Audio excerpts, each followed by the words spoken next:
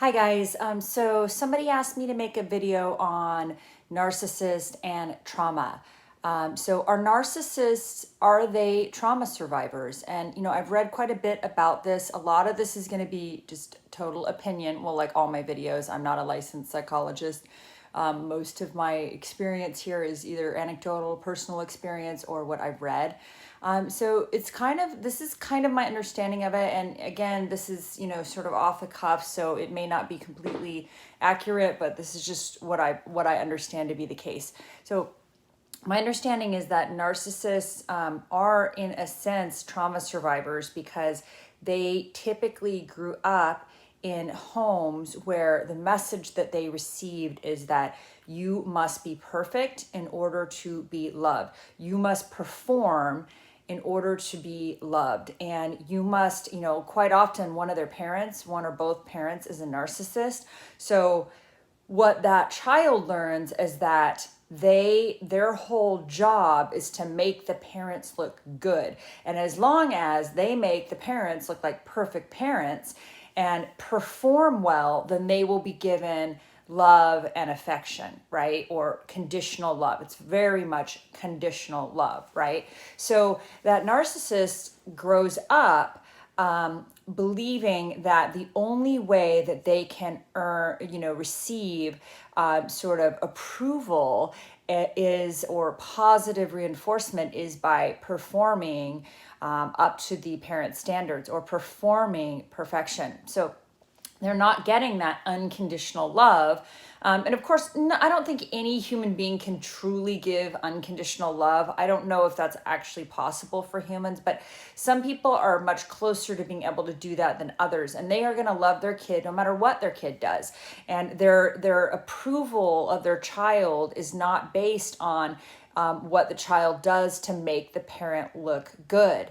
They're going to love that kid no matter what. So, but with the narcissist, remember, if the parent is narcissistic, their whole deal is they must appear to be perfect to the outside world. Our family is perfect. We must present this image of perfection.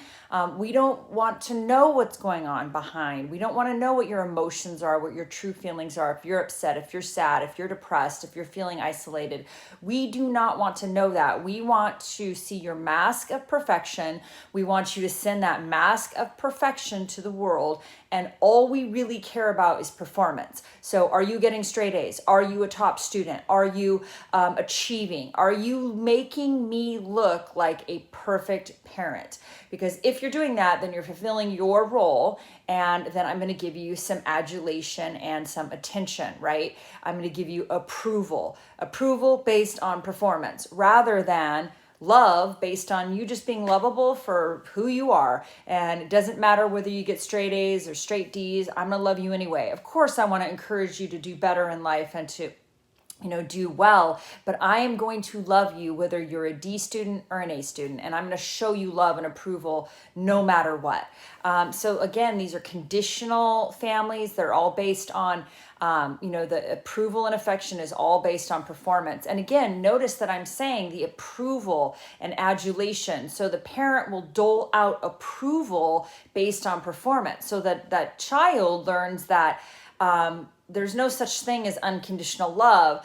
All that I need is, what I'm trying to earn right now is approval. So they get almost like an addiction to that approval and that validation. So they go throughout their lives like trying to, get that from other people, that supply. They try to get that supply from outside sources, the approval and validation from, their victims. So in some sense, I think they're deeply traumatized. I believe that, they, some of the ways in which they're raised quite often, again, if one of their parents is narcissistic or, has some of these characteristics, that parent probably used silent treatment, withholding of affection and approval, stonewalling, ignoring the child if the child did not perform up to the parent's standards. So that child grows up walking on eggshells, never knowing what they're going to do to cause the parent to withdraw give them the silent treatment, ignore them, and make them feel like they're nothing. So that is from some of the stuff I've read, the silent treatment is one of the worst forms of abuse that you can actually do to a child. Obviously short of like sexual or physical abuse, but from what I've read, it's like very damaging. If you grow up in a family that uses silent treatment, silent scorn, and disapproval to control or to discipline, it is incredibly damaging to a child's psyche. So yeah, this kid grows up, they're walking on eggshells, they never know what all they know is that they need to perform, they need to make that parent look good. If they make that parent look good, they're going to get adulation. If they do something that makes the parent look bad, they may be given the silent treatment, ignored. They'll have a withholding of affection, compliments, positive reinforcement. So it's like it's a lose-lose situation for kids growing up with a narcissistic parent. And sometimes they'll have a narcissistic parent and then like a codependent parent, or the narcissistic parent is using silent treatment and silent scorn and withholding and a coldness and emotional disconnect, and they're emotionally unavailable to their child. And then maybe they'll have a codependent parent who's like trying to make up for all of that, maybe even subconsciously, by being very enmeshed with the child. And so this creates a very toxic dynamic for the kid to grow up in. So, I do believe quite often that these narcissists are incredibly traumatized, and they've learned that they can't trust anyone.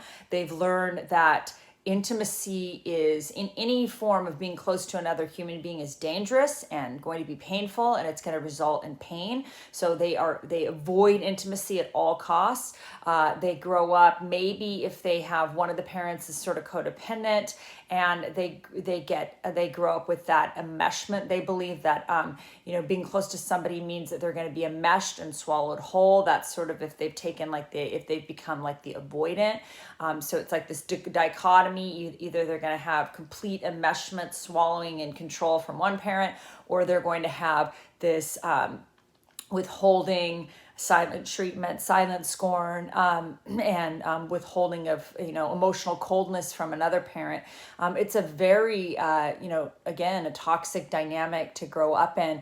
And these these narcissists, they learn that they believe their perception of the world is that nobody can be trusted, that everyone is out to get them, that people are to be, their only value is to be used as objects, whether it's a sexual object or, a wife or husband object, an object that will make them look presentable or normal while they have their secret hidden life. I mean, they learn that people are just things.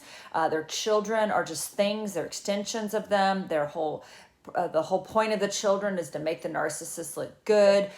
Everyone around the narcissist needs to look perfect. They need to send an image of perfection. If they do anything to tarnish that image, then the narcissist will start to withdraw and devalue that person, whether it be the child or their spouse. So again, I think these people are, like I said, I think they're deeply traumatized. I think they have they're so out of touch with who they really are. They send a mask to the world because they are absolutely totally uncomfortable being who they really are, or even digging in to see who they are. They lack introspection. They lack the ability to self-reflect. They're living in a constant state of fear because they send this mask everywhere they go. It's just a mask. And it's got to be really difficult to do that because, you've got to be worried about people like being onto you, figuring out that maybe you aren't quite the saint that you're presenting to be. Maybe you aren't quite the nice person that your mask is presenting, right?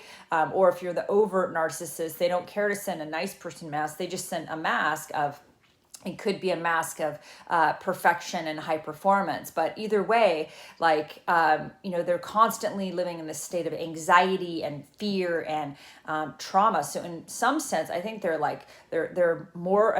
just walking trauma. That's all there. It's like a walking piece of trauma. And they don't ever look at their trauma. They very rarely go to therapy. They very rarely do any sort of introspection. They don't read any books to help them get better. They're not going to be the ones that are sitting on the couch reading the book called Attached, The New Science of Adult Attachment, which is what a codependent's going to be doing, because they're going to be trying to figure out how to heal and never get into one of these toxic relationships again. But the narcissist is just going about, thinking they're perfect and everyone else is the problem. Imagine if you had to keep up that kind of facade every moment of every day of your life, and then all the while leading this double life of this hidden sex porn addiction or infidelity or lies or fraud or cheating or whatever you're doing. So yeah, these people are highly traumatized, in my opinion. I think that they could use a lot of help. They could use a lot of therapy. They could use a lot of 12-step recovery. Most of them have comorbid addictions. It could be a SUD, a substance use disorder. They could have, drug addiction, alcohol addiction. It could be a porn addiction. It could be a sex addiction. They very commonly have all these comorbid addictions. So yeah, they could use 12-step recovery. They could use rehab. They could use, therapy. They could use, some just all sorts of things that could be beneficial to them. I really think it would be great if narcissists got the help that they need. But unfortunately, depending upon where they are on the spectrum, they have, like I said, they have almost an inability to look inside or self-reflect. So it's very hard for them to acknowledge that they're anything less than perfect and to get the help that they need, which is part of the core of the problem of this disorder. So I know I rambled on a bit there, but yeah, hope this helps you. This is in response to somebody asking about, sort of are narcissists traumatized? Are they trauma survivors? Are they, do they have their own trauma? And I believe the answer is, yeah, I think they do. Thank you so much and have a good day. Bye.